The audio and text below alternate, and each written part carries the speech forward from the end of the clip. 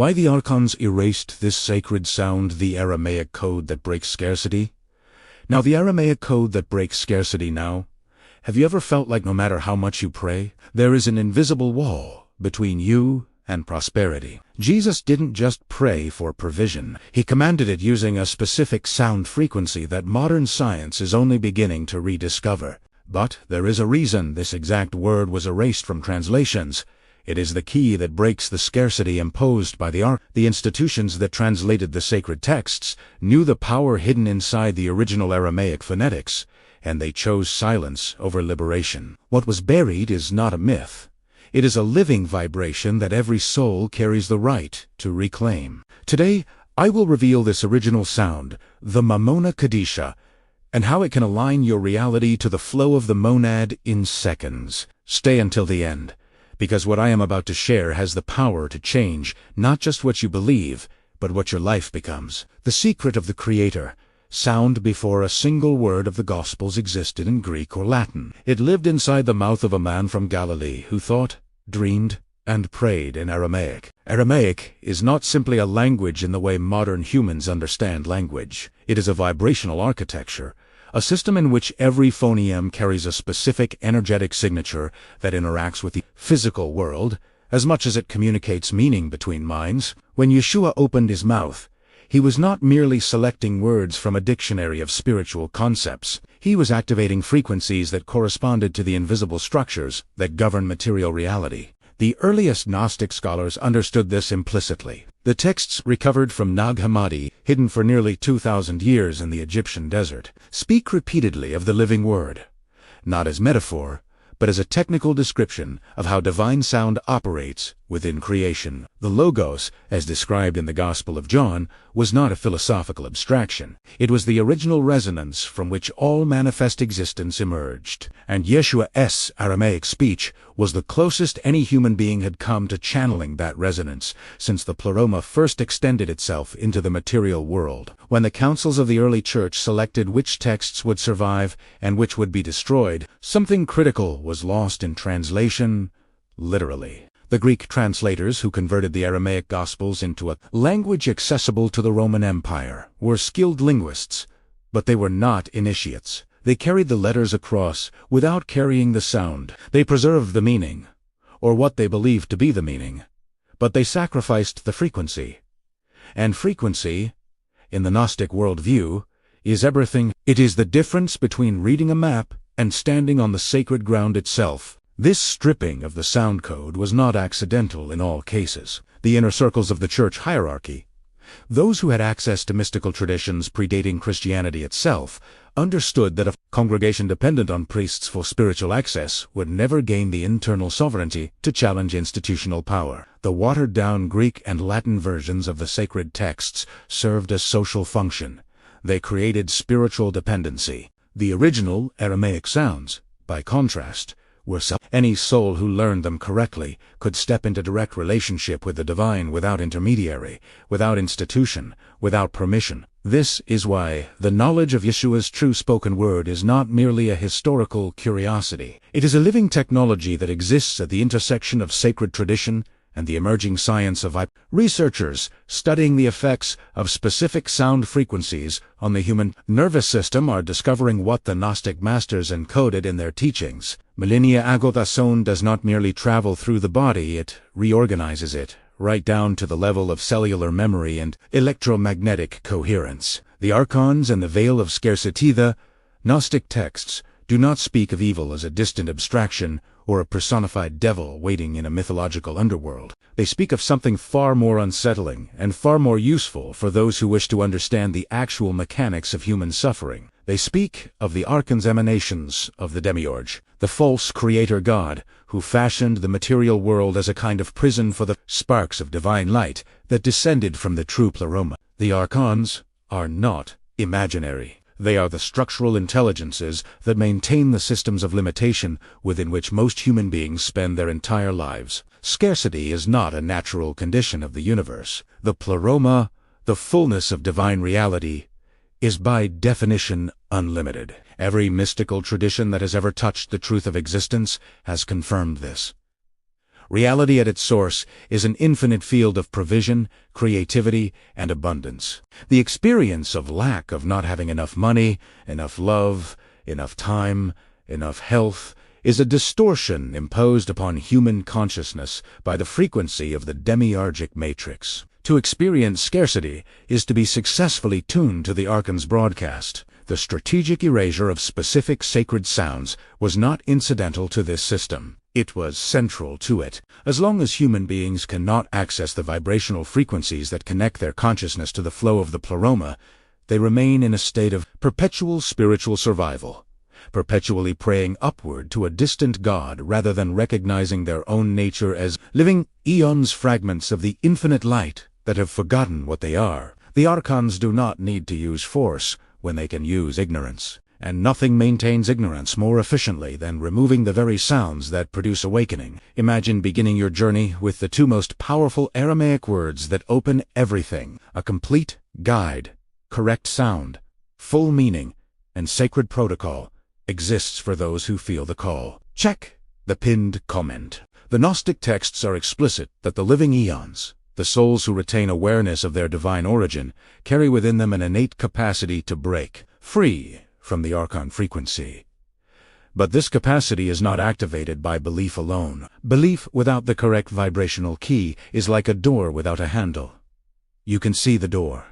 You can describe it. You can even teach others about its existence. But you cannot open it from the outside. The Aramaic sound traditions were the handle, and for most of Christian history, that handle has been deliberately hidden. This is why those who encounter Gnostic teachings for the first time often feel less as though they are learning something new and more as though they are remembering something ancient. The recognition is not intellectual. It lands in the body, in the chest, in that place behind the sternum where the heart field extends beyond the physical organ into the electromagnetic space around the body. That recognition is the living eon stirring inside you, responding to a frequency it has always known, but has been denied the permission to voice. The word revealed, Mamona kadisha, the word you have been taught to fear, is the word you were always meant to use. Mammon, the term the Church rendered as the embodiment of corrupt wealth, the opposite of God.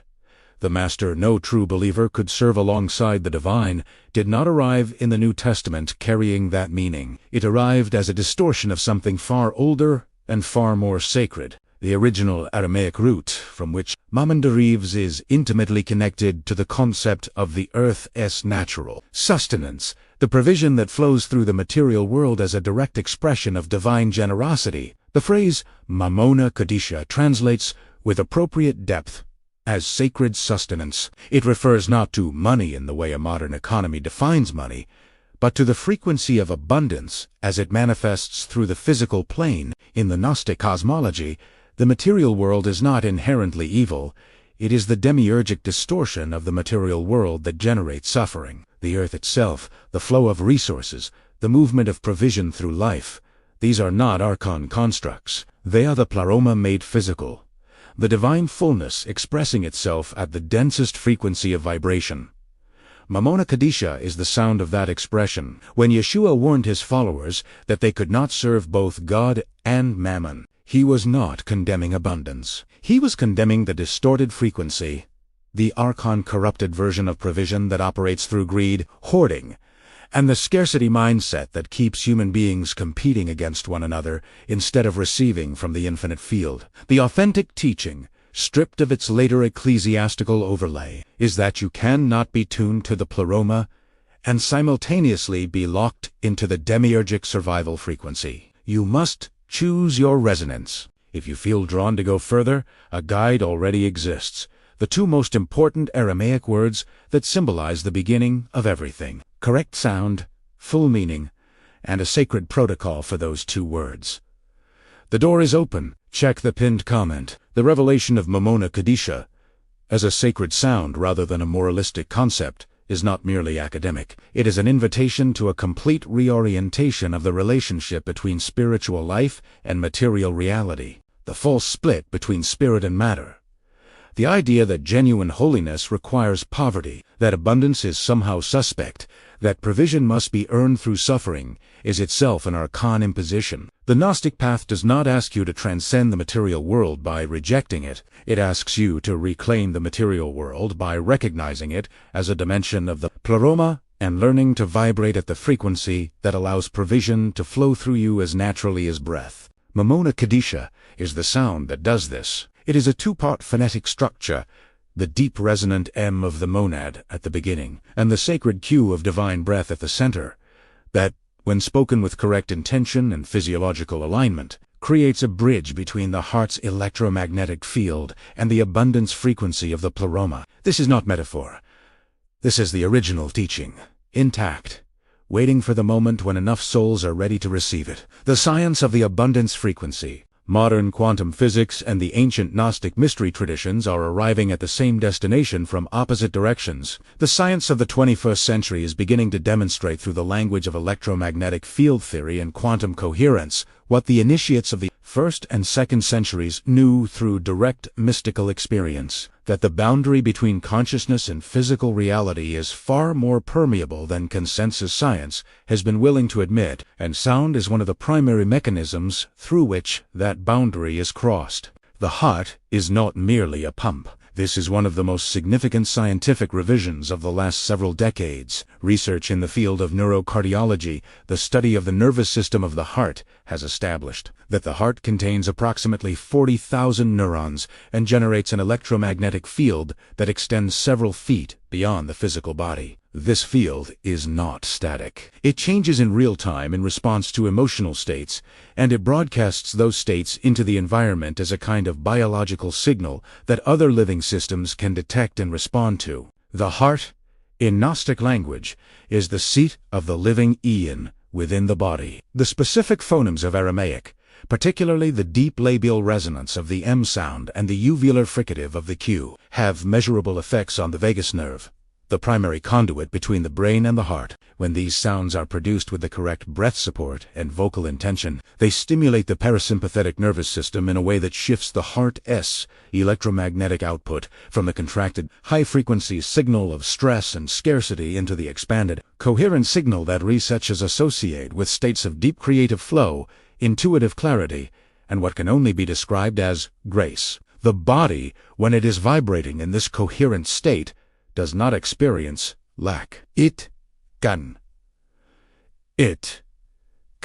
not. The neurochemistry of coherence, the release of DHEA, the optimization of cortisol levels, the activation of the prefrontal cortex, produces a physiological environment in which the mind naturally begins to perceive pathways, connections, and resources that were invisible to it in the contracted state of survival. This is what the Gnostic teachers meant when they spoke of the veil of the Archons being lifted. It is not a supernatural event. It is a biological one, initiated by sound, completed by consciousness, and confirmed by the material world responding to the new frequency.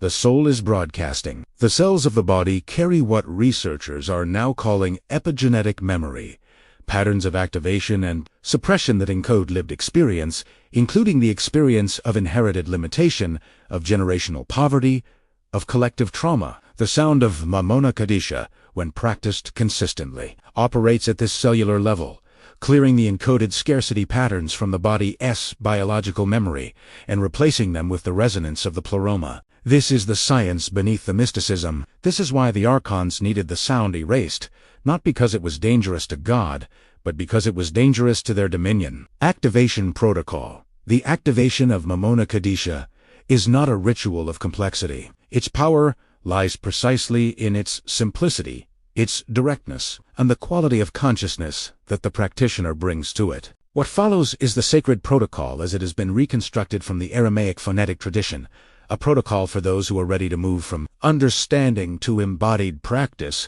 from knowing about the frequency to becoming it. Begin by finding a position in which the spine is naturally upright, seated on the floor, in a chair, or standing with the feet shoulder-width apart, and the weight evenly distributed. The alignment of the spine is not incidental to the practice. It is the physical architecture through which the sound will travel, and the electromagnetic field will organize itself. Close the eyes. Close the eyes. Allow the breath to settle into a natural rhythm without forcing it in any direction. The breath technique associated with this activation is called monad breathing, and it works as follows. Inhale slowly through the nose for a count of 4, drawing the breath deep into the lower abdomen first, then allowing it to expand the chest. Hold the breath gently at the top of the inhale for a count of 4, not with muscular tension, but with receptive stillness, as if you are holding an offering. Exhale slowly through the mouth for a count of 8, allowing the breath to carry any contracted energy out of the body. Repeat this cycle 3 times before beginning the vocalization. In the next video, I will reveal another sacred Aramaic word connected to the teachings of Jesus. On the 4th exhale, instead of releasing the breath silently, allow it to carry the first syllable of the sacred word. Ma. The M is produced with the lips gently closed, the resonance filling the mouth and the chest simultaneously, vibrating at the level of the sternum. The ah that follows is the natural opening, the mouth releasing the sound forward like a breath that has become visible. Feel the vibration in the heart space. Do not push Italiano. Do not perform it. Simply allow the body to be the instrument the sound is playing. After a moment of silence, on the next exhale, produce the second syllable, mo, a deeper, rounder vowel that drops into the belly and roots the frequency into the physical body. Then, on the following breath, the sacred center of the word, N-A-H, a soft nasal resonance that bridges the physical and the subtle, the manifest and the Finally, the activating cue, pronounced at the very back of the throat, a sound that initiates a subtle vibration at the base of the skull. At the point where the vagus nerve exits the brain, the full word breathed slowly across 4 exhalations, ma, mo, na. QAH creates a complete vibrational circuit between the crown and the root, between the pleroma and the earth. Hold the silence that follows for as long as it naturally sustains itself. What you feel in that silence is the frequency of sacred sustenance settling into your electromagnetic field. This is the activation, the seal of sovereignty. You came to this teaching because something in you already knew. You have moved through the history of the stolen sound, through the Gnostic understanding of the Archons' design, through the revelation of Mamona kadisha as sacred sustenance rather than corrupt wealth, through the science of how sound reorganizes the heart's field and clears cellular scarcity memory, and through the activation protocol that makes this knowledge embodied rather than theoretical. What you carry now is not information. It is a frequency, and frequency changes everything it touches. The shift from asking to being is the final seal of this teaching. The Archon frequency keeps human consciousness in a permanent posture of petition, always reaching upward to something external, always hoping that provision will descend from outside the self. The Gnostic sovereignty that Yeshua embodied and taught is the recognition that the living eon does not ask for abundance. It is abundance. Declaring oneself immune to the Archon manipulation of scarcity is not an act of pride. It is an act of remembrance, the soul recognizing its own nature and refusing, finally, to pretend otherwise. The vibration of the chosen is not exclusive. It is available to every spark of light that retains the willingness to remember.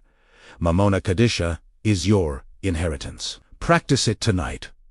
Everything begins with 2 Aramaic words. A complete guide, correct sound, full meaning, and sacred protocol is now available for those ready to start this journey. The door is open. Check the pinned comment. Subscribe to the channel.